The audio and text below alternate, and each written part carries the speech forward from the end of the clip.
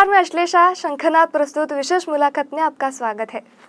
आज हमारे साथ एक ऐसी शख्सियत मौजूद है जिन्होंने उस दौर पर एडवर्टाइजिंग की दुनिया में कदम रखा जब महिलाओं के लिए यह बिल्कुल अजनबी थी। उन्होंने अपनी मेहनत से न केवल अपनी विज्ञापन एजेंसियों को ऊंचाई पर पहुंचाया, बल्कि समाज की रूढ़वादी सोच को भी कड़ी चुनौती दी। एक सफल महिला उद्यमी के रूप में उनका यह सफ़र साहस, संघर्ष और अटूट आत्मविश्वास की एक मिसाल है।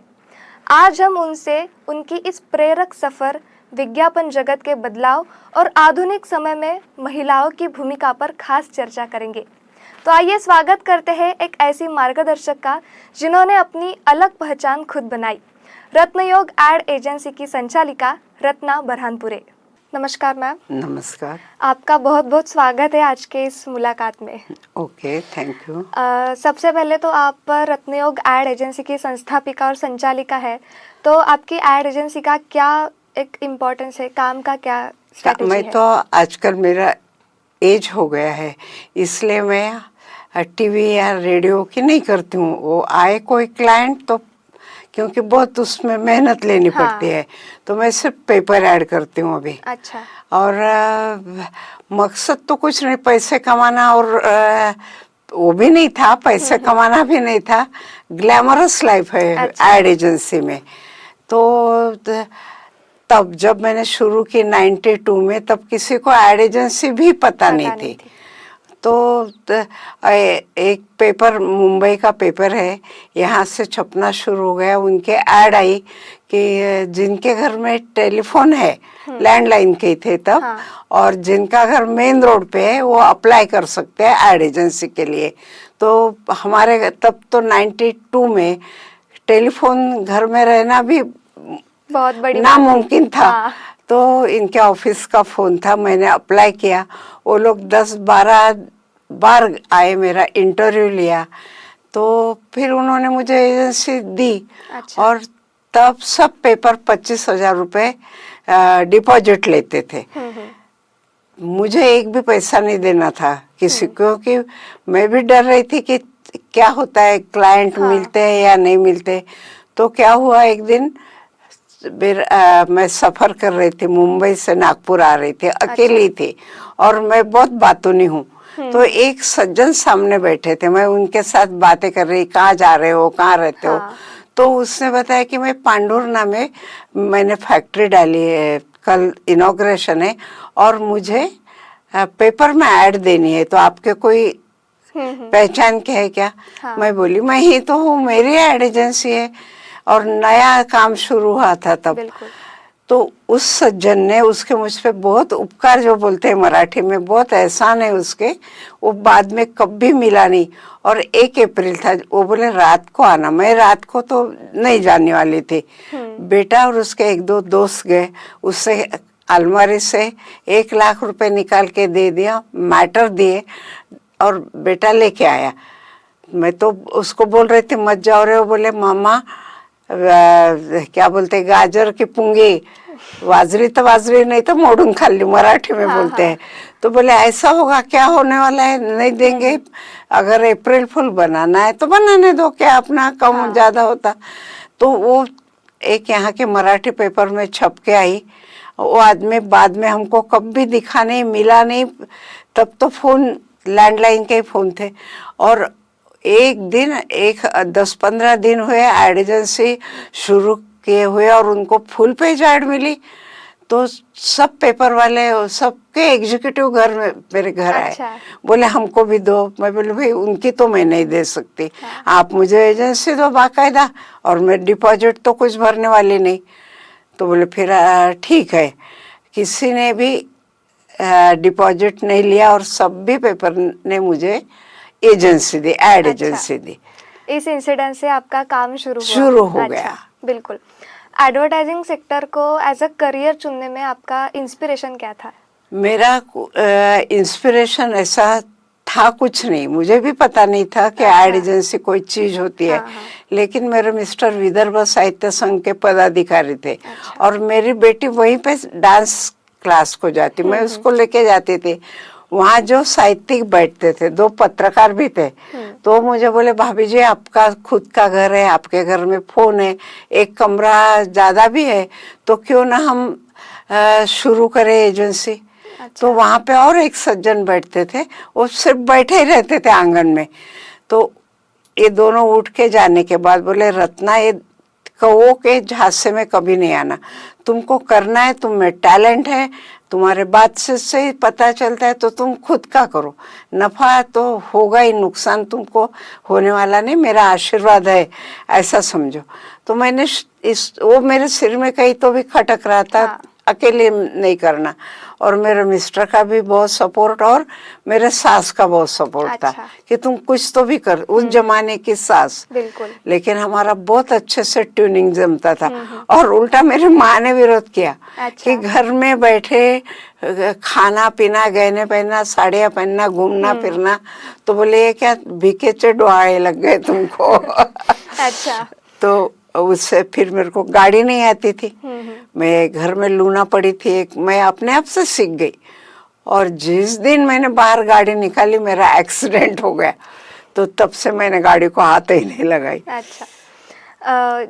जब से आपने इस एड एजेंसी की शुरुआत की, हाँ। तो जैसे जैसे आपके पास क्लाइंट्स आते थे, तो क्लाइंट्स की क्या प्रतिक्रिया रहती थी एज अ लेडी बॉस करके? नहीं, और मैं एक बात बताना चाहती हूँ कि ये बिल्कुल ये है कि ऐसा समझना कि जेंट्स लेडीज को सपोर्ट नहीं करते। उल्टा ये बात है कि कोई लेडी अगर सामने आए तो जेंट्स बहुत सपोर्ट करते। मुझे तो किया। और हर साल पहले एड एजेंसी वालों के हर पेपर के गेट टुगेदर होता था, वहाँ जितने भी एजेंसी वाले आते थे या प्रेस वाले थे, सब मुझे बहुत अच्छे से ट्रीट करते थे। उनको भी लगता था कि चलो कोई तो लेडी कर रही, तब मैं एक अकेली लेडी थी इसमें। और बाद में मुझे प्रॉब्लम आया एम्प्लॉय का। तब 92 में मेरे यहाँ एक लड़का था, तब तो जाके ऐड पहुंचानी रहती थी, और ऐड किसी के लेने जाना, उसको दिखाना तैयार होने के बाद, बहुत हेक्टिक था।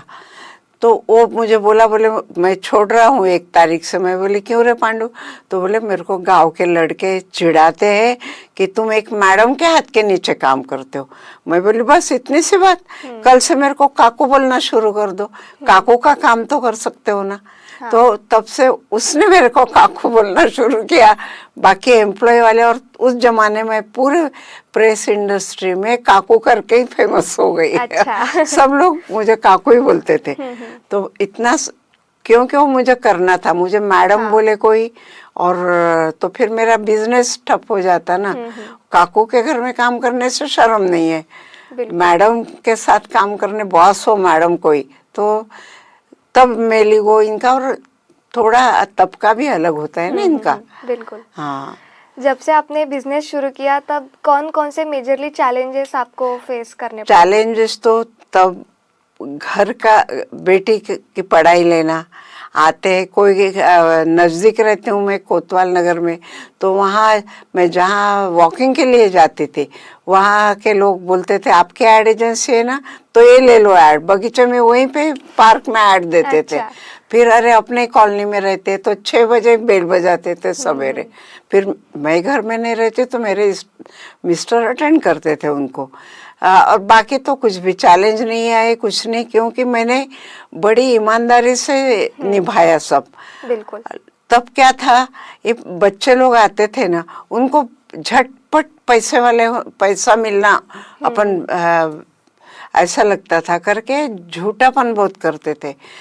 1 महीने की ऐड दी किसने, 20 ही दिन डाल देंगे कोई स्कीम पे। तब लोग पेपर वाले कुछ देते थे, प्रेजेंट देते थे। ऐड 3+1 की दिए तो एक पेन का सेट देंगे, साल भर की दिए तो बड़ी बड़ी चीजें, मिक्सर वगैरह, ऐसा सब।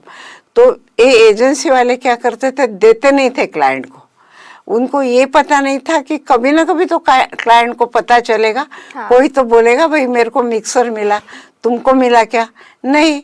फिर कहाँ से ऐड देते हो? रत्नयुग से। तो वो क्लाइंट ऑटोमेटिकली मेरे तरफ आता। हाँ। और मैं 10 रुपए भी, आज भी 10 रुपए भी ज़्यादा बोलती नहीं उनको, जितना है उतने में बहुत अच्छे से कमा लेती हूँ। अच्छा। ऐसा नहीं है कि अभी भी मैं ये हो गई, मेरी बच्चियाँ मीन्स हाँ। मेरे एम्प्लॉयज़ वहाँ पे काम करते हैं तो मेरा कोई नुकसान होता है, ऐसा बिल्कुल नहीं है। अच्छा। और अब तो ऑनलाइन हो गया सब, हाँ, तो हिसाब रखना बहुत है आसान है। बिल्कुल। आपके इस सफर में आपको फैमिली का कैसे सपोर्ट मिला? फैमिली का तो मेरे हस्बैंड, मेरे बच्चे, मेरी सास, इनका बहुत शुरुआत के दिनों में सपोर्ट, मेंटल सपोर्ट चाहिए। हाँ। ये लोग बहुत कोऑपरेट करते थे।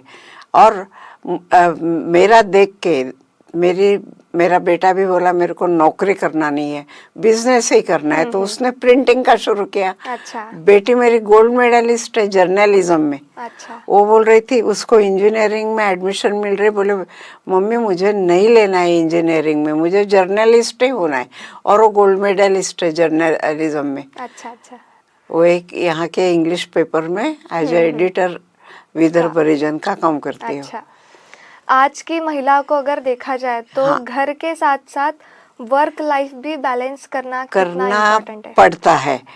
तो क्या हुआ हमारे जमाने में, दिखने में मतलब मेकअप करो, एक करो, वो करो, और ऐसा नहीं, रिप्रेजेंटेबल रहिए। हाँ। एक थोड़ा सा पाउडर का पफ मार दिया, टिकली लगा ली, साड़ी पहने और क्लाइंट के, आज ऐसा नहीं रहा। तो चैलेंजेस बढ़ गए अभी। और हमारे यहाँ वर्किंग के चैलेंजेस थे। हाँ। क्योंकि हम बच्चों को आजकल इतने क्लासेस निकले, वैसे थे नहीं, बिल्कुल। हमको ही पढ़ाना पड़ता था। और वॉशिंग मशीन नहीं, ओवन नहीं, आपको सब्जी गरम करनी है तो गैस जलाओ।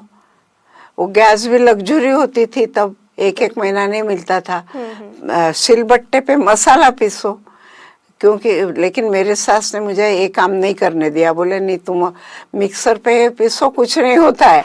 तो उनके सपोर्ट के कारण मैं जल्दी फ्लरिश हो गई। अच्छा। आपको अभी एड एजेंसी में इतने सारे वर्ष हो गए कि आप इसमें काम करते हैं। हाँ। तो क्या आपको अभी भी लगता है कि इस सेक्टर में पुरुषों का ज्यादा वर्चस्व है? नहीं नहीं नहीं, बिल्कुल नहीं है।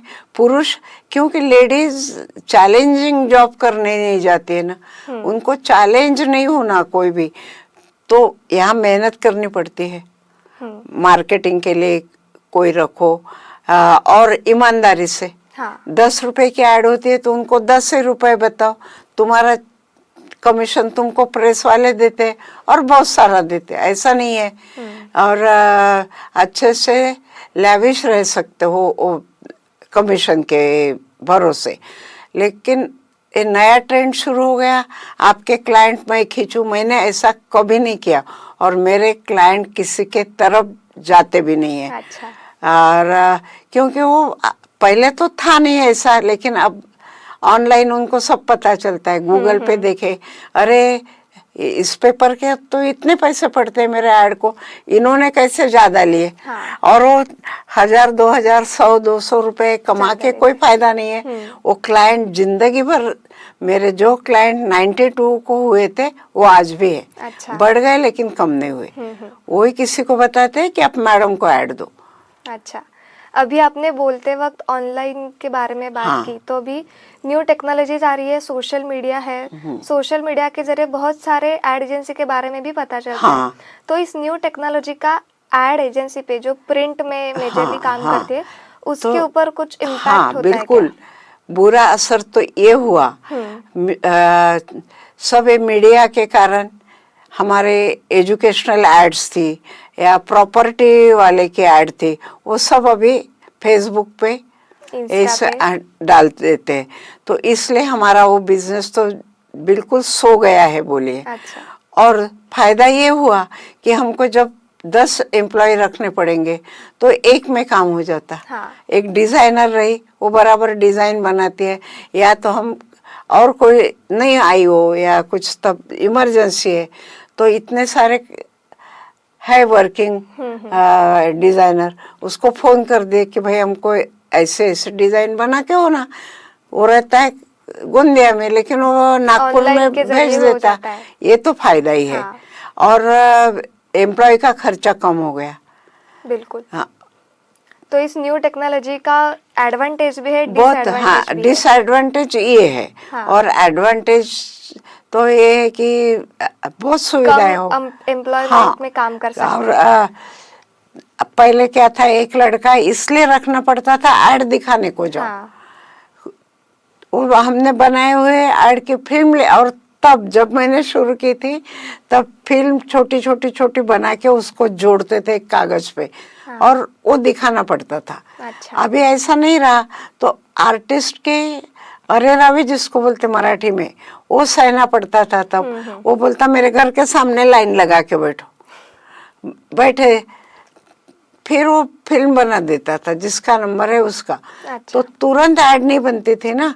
अब क्या, वो बोले कल आएंगी ना मैडम?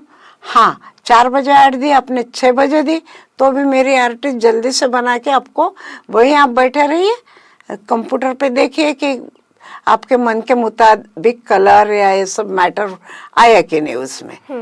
तो इतना आसान हो गया है। टेक्नोलॉजी तो बहुत जरूरी है। सच में आपके साथ बात करते हुए, ये रत्नयोग एड एजेंसी के बारे में बात करके बहुत अच्छा लगा। मेरा सबसे आखिरी सवाल है आपसे कि आज की जो मॉडर्न महिला है जिनको बिजनेस में आना है, उनके लिए आप क्या संदेश देना चाहेंगी? बिजनेस में आना है तो जरूर आना चाहिए। नौकरी करने से तो अच्छा है बिजनेस में आए। लेकिन क्या है ना, बिजनेस में आए तो खुद पे रिप्रेजेंटेबल रहिए आप। लेकिन नहीं, मुझे इतना लिपस्टिक पोतना है, इतने बड़े बड़े कान के पहनने हैं, उससे क्या होता है, उनको लगता है कि सामने वाला आदमी अट्रैक्ट होता है, लेकिन वो सही नहीं रहता है। बिल्कुल। आप बाल काटो, आप लिपस्टिक लगाओ, कान में पहनो, लेकिन जिसको मराठी में लटके झटके बोलते हैं वो नहीं देना। हाँ। वो करने से तुम्हारा बिजनेस नहीं चलता है। ये आजकल की लड़कियों के सिर में किसने घुसाया पता नहीं है कि ऐसे करो, ज़्यादा फ्रीली बात करो। और ज़्यादा फ्रीली बात नहीं करनी चाहिए किसी के साथ भी, पुरुष ही नहीं है। और मैं तो, मेरा अनुभव ही नहीं, मैंने बहुत दुनिया देखी है। जो पुरुष होते हैं वो स्त्रियों का बहुत आदर करते हैं और उनको अच्छा लगता है कि बिजनेस में महिलाएं आ रही करके, वो हमेशा सपोर्ट करते हैं। लेकिन तुमको भी लूज नहीं रहना चाहिए तब। मतलब और आना ही चाहिए, आना ही हाँ, चाहिए। बिल्कुल। अगर कोई लिमिट क्रॉस करे तो लिमिट क्रॉस नहीं करता, अपने आप से कोई करता नहीं। तुम आगे उंगली बढ़ाओ तो वो हाथ पकड़ेगा। बिल्कुल। और अपनी लिमिट क्रॉस नहीं करना। उस सामने वाले को भी आदर लगना चाहिए आपके बारे में कि आदरणीय पर्सनैलिटी है। और लेडीज का क्या होता है, वो कभी भी झूठे, ज़्यादा से ज़्यादा, मैं नियम नहीं है ये, लेडीज कभी भी झूठे काम नहीं करती, ईमानदारी से डील करती है सब। इसलिए लेडीज के बिजनेस बहुत अच्छे से चलते। कुछ अपना को संभालना चाहिए कुछ बार। और कोई भी पुरुष तुम्हारी इच्छा हुए बगैर वो आगे पे चलता नहीं है, ये बात ख्याल में रखना चाहिए। और पुरुष को तो डरने की बात ही नहीं। और क्या हो गया दिमाग में, मैंने भी सीमा साकरे के साथ काम किया है, लेकिन मेरे दिमाग में ऐसा कभी नहीं गया कि स्त्री और पुरुष है समान, वो नहीं है। लेकिन इसके लिए झगड़ा ही करो पुरुष के साथ। उसने बोला दीदी इधर देखो, काय को देखा तूने मेरे तरफ? अरे भाई तूने देखा उसके तरफ करके तेरे को पता चला ना तेरे तरफ। ये ऐसे झगड़ालू वृत्ति नहीं होना, पोलाइट रहना चाहिए। और जब तुम स्त्री और पुरुष का भेद नहीं करना ऐसा चाहते हो ना, और चाहना भी चाहिए, तो तुमने भी खुद ने पुरुष, ये पुरुष है करके कोई गलत है ऐसा नहीं सोचना है। तो तुम्हारा बिजनेस बहुत अच्छे से चलता है। और आपको लेडीज को तो एडवर्टाइज करने की जरूरत नहीं। एक बार, क्योंकि मेरे क्लाइंट भी है, वो भी कभी बातचीत होती है, सबके साथ मेरे घरेलू संबंध है। अच्छा। कोई अपने बीवी की कंप्लेंट करता, कोई अपने माँ की कंप्लेंट करता। ये रिलेशन होना भी बहुत जरूरी है बिजनेस में। तो उनको लगता है कि अपने चलो यहाँ आना चाहिए। और कभी भी लेडीज लोगों पे इतना भरोसा करते हैं, मेरे पास प्रॉपर्टी वाले भी थे तो वो भी बोलते थे कि जहाँ भी लेडी है वो काम कभी झूठा काम नहीं करती। बिल्कुल, सच में बहुत अच्छा लगा आपसे बात करते हुए। Thank और you. रत्नयोग एड एजेंसी के बारे में एक नया कंसेप्ट लोगों को सुनने को मिला, देखने को मिला। और आज भी ऐसे बहुत सारी महिला है जो खुद का कुछ बिजनेस करना चाहते हैं, उनके लिए भी आप एक बहुत बड़ा इंस्पिरेशन रही है। आपका बहुत बहुत धन्यवाद, आप समय निकाल कर इंटरव्यू के लिए आए, बहुत बहुत शुक्रिया। थैंक यू, आपने मुझे बुलाया करके, थैंक यू।